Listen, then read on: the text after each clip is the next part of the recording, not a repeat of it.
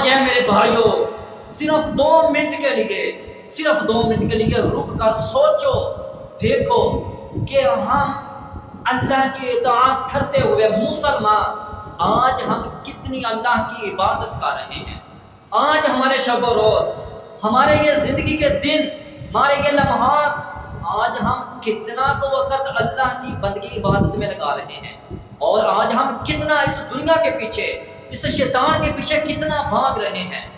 آج دیکھو تو صحیح کہ ہم اللہ کی اطاعت کرتے ہوئے اللہ کے کتنے احکامات کو اپنا رہے ہیں، کتنی نمازیں پڑھ رہے ہیں، کتنی نیکیاں کما رہے ہیں۔ صرف 2 منٹ کے لیے خدا را سوچو کہ ہمارے گناہ کتنے ہیں، ہماری نیکیاں کتنے ہیں۔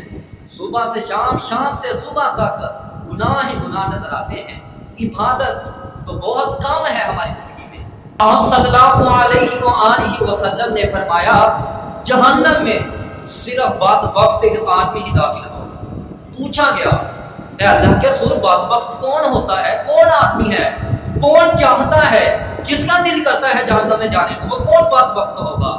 تو آپ صلی اللہ علیہ وسلم نے فرمایا کہ جو اللہ تعالیٰ کی اطاعت کرتے ہوئے نہ تو کوئی نیک کام کرتا تھا اور نہ ہی وہ آدمی بدبخت کے اللہ کی رضا کے لیے کوئی گناہ چھوڑتا تھا۔